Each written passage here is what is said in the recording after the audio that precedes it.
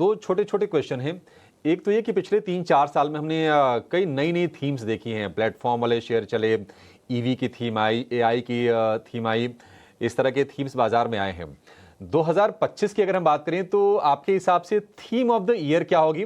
और एक जो सवाल है ना, बिल्कुल बेसिक सा क्वेश्चन है, जो जो नए निवेशक हैं, जो शायद 2025 में बाजार में शुरुआत कर रहे होंगे, अगर मान लीजिए किसी को अगर 1 लाख रुपए बाजार में डिप्लॉय करना हो, तो आपके हिसाब से वो सेक्टर कौन कौन से होंगे और कितने प्रोपोर्शन पैसे डालने हैं? तो आई थिंक थीम के पॉइंट ऑफ व्यू से मेरे ख्याल से एंटी थीम थीम जो है इंडिया में, जो थीम बहुत एग्जैजरेटेड है और शायद अच्छा नहीं करेगा कई सालों तक, वो है इंडियन मैन्युफैक्चरिंग।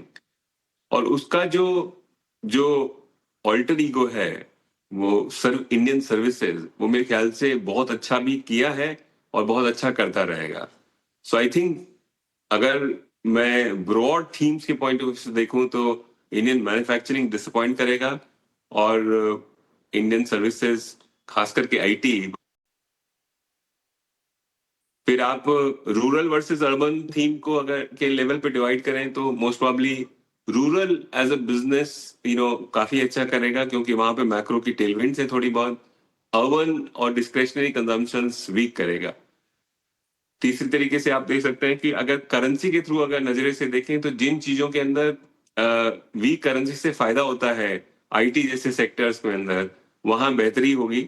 और जिनमें के अंदर ऑफ कोर्स वीक करेंसी से नुकसान होता है, खास करके बीएफएसआई जैसे सेक्टर्स के अंदर, वहां पे नुकसान होगा। बीएफएसआई के अंदर अगर देखें तो होलसेल जो लेंडर्स हैं, काफी सालों तक एक आम निवेशक का ये मानना रहता है कि रिटेल जो बैंक करता है या फाइनेंसर करता है वो बेहतर करता है। मेरे ख्याल से अगला साल 2 साल होलसेल फाइनेंस के अंदर स्ट्रेस भी कम रहेगा और ग्रोथ का स्ट्रेस भी कम होगा, एनपीए भी कम होंगे। जबकि दोनों चीजों के अंदर रिटेल फाइनेंशियर्स को स्ट्रेस सॉर्ट ऑफ फेस करना पड़ेगा। तो इस तरीके से बेसिकली हम थीमों को अब दोनों तरीकों से देख सकते हो, क्या चीज अच्छी करेगी, क्या क्या चीज खराब करेगी। दूसरा आपका क्वेश्चन था कि आप एक आम निवेशक हैं और इंक्रीमेंटली अगर आपको इन्वेस्ट करना है, तो मेरे ख्याल से तरीका वही है। एक पहला, इन्वेस्टर को हमेशा दो चीज करनी चाहिए। इंडेक्स फंड में इन्वेस्ट करना चाहिए, किसी भी ठीक ठाक कम एक्सपेंस वाले इंडेक्स फंड में इन्वेस्ट करें।